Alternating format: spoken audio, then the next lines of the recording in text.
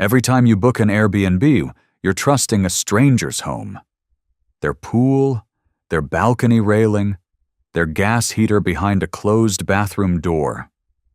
Most trips end with a 5-star review and a suitcase full of dirty laundry.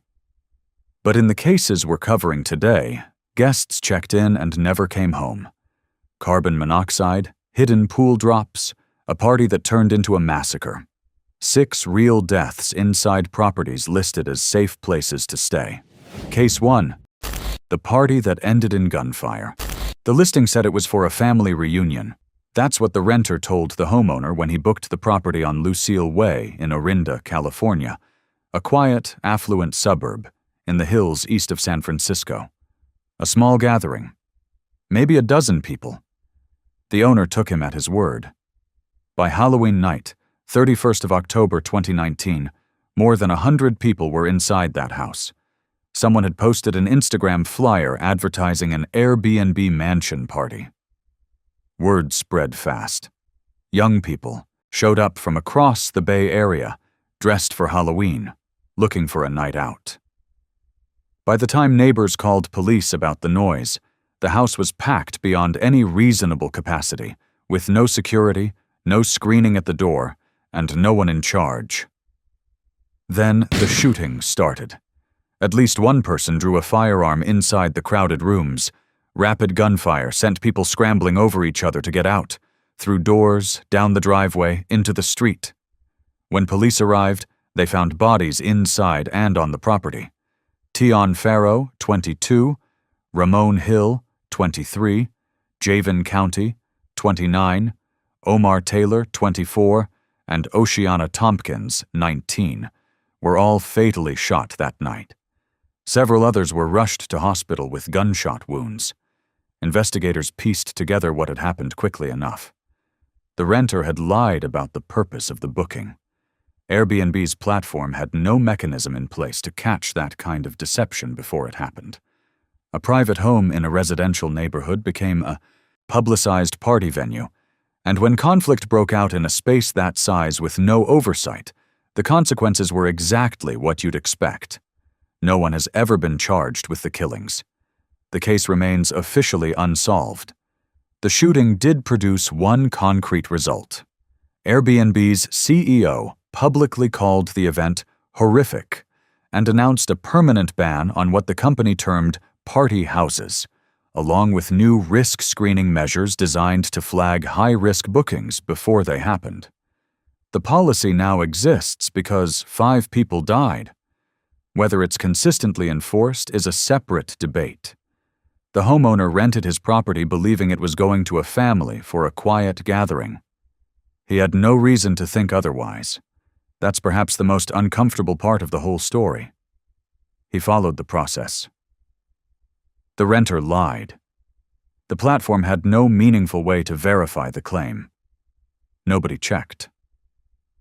A quiet residential neighborhood in the hills became a packed, publicized venue with no security and whatever weapons the guests chose to bring with them. Oceana Tompkins was 19 years old, the youngest of the 5 victims. By most accounts, she was simply someone who had gone out for Halloween. Tion, Ramon, Javen, and Omar ranged from 22 to 29. None of them had any reason to think the night would end the way it did. Their families are still waiting. Case 2. The gift she never opened. Leah Pierce was 20 years old, a nursing student at Simmons University in Boston, working as a certified nursing assistant at Massachusetts General Hospital. Her family described her as funny, unpredictable, deeply ambitious. Her mother said she was at the top of her game, happy, in love, excited about everything ahead of her. In early January 2023, Leah and her boyfriend flew to Cancun for a vacation. By the night of 6th January, they were singing "That's Amore" on the beach, according to her sister. It had been exactly the kind of day you go to Mexico for. Then they got back to the Airbnb and realized they'd locked themselves out. The keys were inside. The apartment was on the 3rd floor. Rather than call the host, knock on a neighbor's door, or wait for a locksmith, Leah decided to climb the outside of the building to reach the balcony. At night, 3 stories up. No rope, no harness, no one holding anything. She made it part way. Then she lost her grip. The fall was 3 stories straight down. Mexican authorities who responded to the scene determined she died instantly from the impact, the kind of trauma consistent with a fall from that height onto hard ground. Her boyfriend, who was present, was initially treated as a suspect because the couple had argued earlier in the evening. Police investigated quickly and cleared him. It was an accident, a completely avoidable one. Her family gave interviews to Boston media in the days that followed, trying to make sense of a loss that made no sense at all. A 20-year-old with a nursing career ahead of her, someone who spent her professional life learning how to keep other people alive, died climbing a building in the dark because she didn't want to wait for a locksmith. There's no villain in this story, and no lawsuit to point to. It was a decision made in a moment, the kind of impulsive choice that most people make and survive without consequence. What makes it land so hard is the gap between who Leah was and what killed her. She worked nights at Massachusetts General. She knew what the inside of an emergency room looked like. She was training for a career built on the idea that human life is worth protecting. None of that knowledge was available to her in the 2 seconds she spent deciding to climb rather than call. Her mother said she died, so happy, so in love, so proud and excited about her future. Her sister remembered her as extremely unpredictable, extremely quirky, extremely funny. Those are the kinds of things people say when she told him she'd try. He had to live 100 years. She told him she'd try. He had to live with that. Case 3. The amenity that killed. The Airbnb listing photos showed a rope swing hanging from a large tree in the yard. It looked exactly like what it was meant to look like. A charming detail, something rustic and inviting, the kind of thing that makes a rental feel like more than just a place to sleep. Zach Stone, a tech journalist, booked the Austin, Texas property for his family's Thanksgiving in approximately 2013. The swing was part of the appeal. On Thanksgiving morning, Zach's father decided to try it. He approached the swing in the yard, sat down, and put his weight on the rope. The tree the swing was attached to split apart. The trunk, rotten internally, structurally compromised, its weakness invisible from the outside, sheared off and came straight down on top of him. Zach later described the moment in a long, detailed essay that became widely read in the years that followed. The trunk fell and struck his father's head, he wrote, immediately ending most of his brain activity. He sat with his father in hospital, understanding within hours that the man who had walked into that yard that morning was not going to come back. The swing had been advertised in the listing. The host had never had the tree inspected, never evaluated whether it was structurally sound enough to bear a person's weight. There was no warning, no disclaimer, no professional assessment, just a rope tied to a rotting trunk and a photograph that made it look like an amenity. Zach's essay became one of the more significant public critiques of Airbnb's approach to safety. He wrote that hosts were essentially self-certifying, that nothing was done to verify whether the features they advertised were actually safe. Nothing is currently done to make sure hosts actually comply with safety guidelines, he wrote, or even read them. The essay resonated specifically because the detail that killed his father wasn't a malicious act or a freak accident in the traditional sense. It was a photograph. A rope swing in a listing photo implied the swing was a feature, something the host was offering, something that was part of the experience. It implied someone had thought about it. Nobody had. A tree that looked solid from the outside was hollow with rot on the inside, and no one had ever looked closely enough to find out. Airbnb updated some safety language in the period after the piece circulated widely. The company did not introduce proactive property inspections. It did not require hosts to verify that advertised amenities had been checked by anyone qualified to assess them. A man died on Thanksgiving morning because a rope was tied to a dead tree, and the structural change it ultimately produced was largely a revision to some text on a website. Zach had booked the property partly because of that swing. He described it in his essay as the essence of leisure, of southern hospitality, of escape. His father walked toward it on a Thursday morning in November while the family was gathered inside, and he never walked back. Case 4. 3 Americans in Mexico City.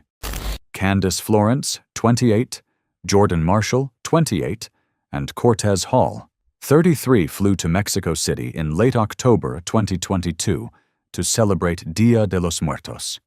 Candace was an entrepreneur from Virginia Beach. Jordan was a teacher, also from Virginia Beach. Cortez taught in New Orleans. 3 friends, a long weekend, one of the world's great cities. They stayed in an Airbnb in an upscale neighborhood. By the morning of October 30th, all 3 of them were dead. At some point during their stay, a fuel-burning appliance in the apartment, most likely a heater or boiler, began leaking carbon monoxide. The gas is colorless and odorless. The first symptoms it produces are headache, nausea, and fatigue, identical to a flu coming on, easy to mistake for tiredness after a long travel day. Candace contacted her boyfriend in the United States at some point, saying she felt unwell. He got worried and called the Airbnb host, asking them to check on the group. By the time anyone entered the apartment, all 3 were already dead. The apartment had no working carbon monoxide detector. Family attorneys announced a wrongful death lawsuit and went public with a specific demand that Airbnb stop treating CO detectors as optional and mandate them in every single listing worldwide. At the time of Candace, Jordan, and Cortez's deaths, Airbnb had already distributed around 200,000 free detectors to hosts globally. It had also, according to investigators, been aware of CO-related deaths at its properties for nearly a decade. The detectors remained a suggestion, not a requirement. Jordan's mother gave interviews in the weeks that followed. "We want to put pressure on Airbnb to regulate and mandate carbon monoxide detectors going forward," she said. The family's lawyer was more pointed. "They've created bans on parties, on weapons, on cameras. They could easily mandate carbon monoxide detectors too." It's a hard argument to refute. Airbnb has shown repeatedly that it can move fast when it wants to, banning security cameras in bedrooms, cracking down on party houses after Orinda, rolling out new ID verification systems. Each of those changes came after public pressure, or a high-profile incident. Detector mandates hadn't come yet, despite years of deaths and years of advocacy from the families of victims. Candace Florence had flown to Mexico City to celebrate one of the most famous festivals in the world. Jordan Marshall was a teacher on a long weekend. Cortez Hall was 33, with a life and a career and people who loved him. All 3 were dead by the morning of October 30th, poisoned by a gas they couldn't smell or see in a flat that had no device capable of warning them. 3 people who flew to Mexico to enjoy a holiday came home in coffins. The appliance that killed them cost roughly the same to repair as a working detector costs to buy. Case 5. The shower. He never finished. Sebastian Mejia had earned a Fulbright scholarship. He was 24 years old, originally from Florida, and had moved to Rio de Janeiro to research indigenous communities, the kind of fieldwork that takes years of applications and selection processes to reach. By October 2022, he was settled into a long-term Airbnb rental, the affordable kind you choose when you're living somewhere on a research budget rather than passing through as a tourist. On October 5th, 2022, he turned on the shower.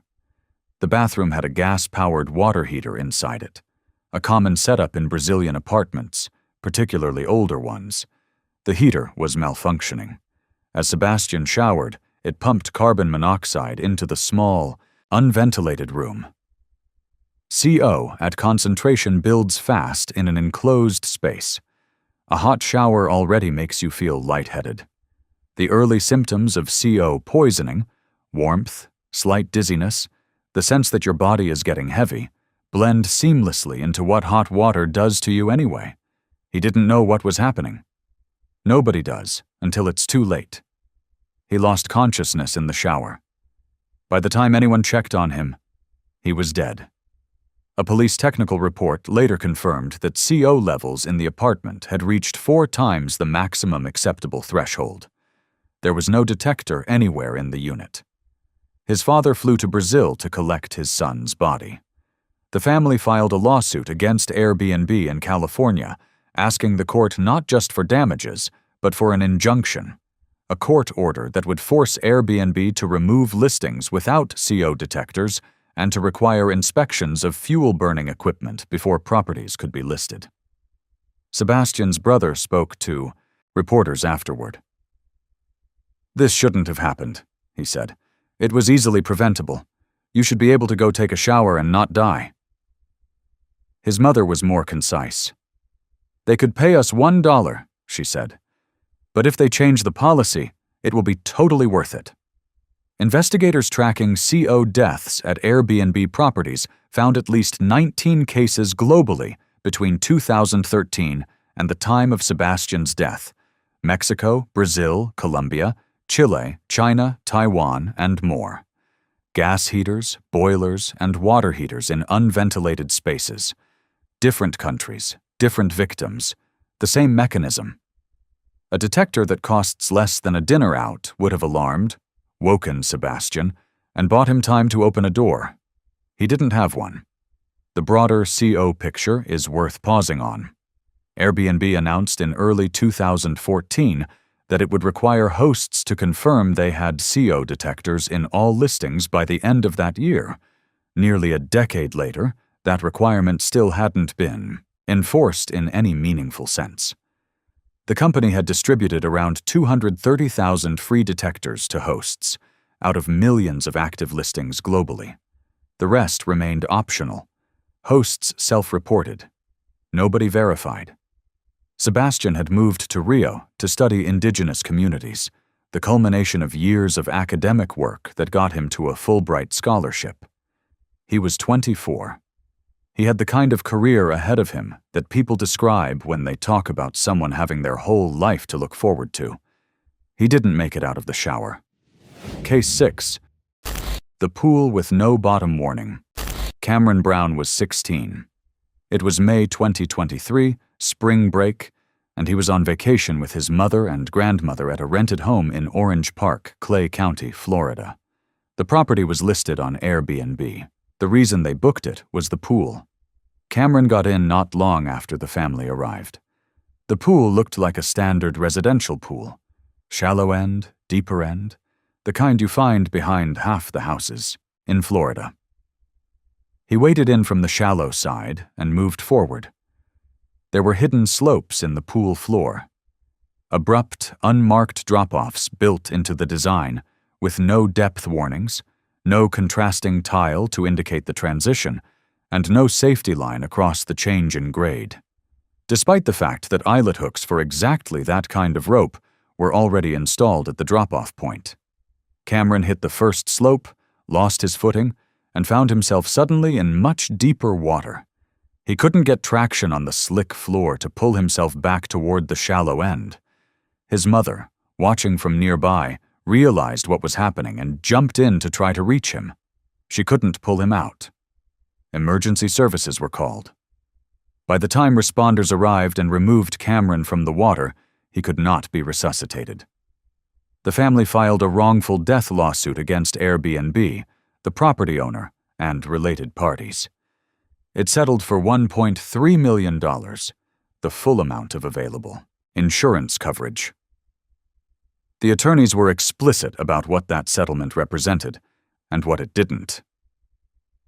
Once Cameron lost his footing, one of them said, he would have been able to grab onto the line and get to safety.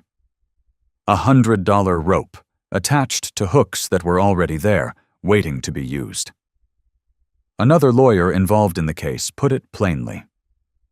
People renting through Airbnb, he said, need to start being treated with the same urgency as they treat making money off of their guests.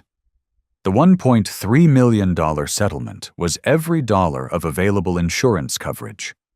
The attorneys used it to make a public argument that pools in short-term rental properties should face the same disclosure and safety requirements as commercial facilities. Hidden slopes, abrupt grade changes, the absence of depth warnings. These are not unusual design features in older residential pools. They're common. What's unusual is renting a property to strangers, including teenagers, and children, without disclosing that the pool behaves nothing like what a typical swimmer would expect. Cameron's mother was in the water trying to reach her son. She watched what happened and couldn't stop it. That's the detail that doesn't get mentioned in the legal filings or the settlement press releases. $100 rope on an already installed hook. A depth marker on the pool floor. A single line in the listing that said the pool has unusual grade changes. Any one of those things, and Cameron Brown goes home from spring break. 6 properties, 6 very different ways to die, and one thing running through all of them. The assumption that because something is listed, photographed, and available to book, it has been checked. It hasn't. A rope swing doesn't get inspected because it looks good in a photo. A gas heater doesn't get serviced because no one requires it. A pool gets listed with hidden drop-offs and hooks for a safety rope that was never attached. The question isn't whether Airbnb is inherently dangerous. Most stays end fine. The question is, at what point does the host is responsible stop being an acceptable answer when the same preventable deaths keep happening? Tell us what you think in the comments below. If this episode made you think twice about your next booking, hit like and subscribe. It helps more than you know. We'll see you next time. Stay careful out there.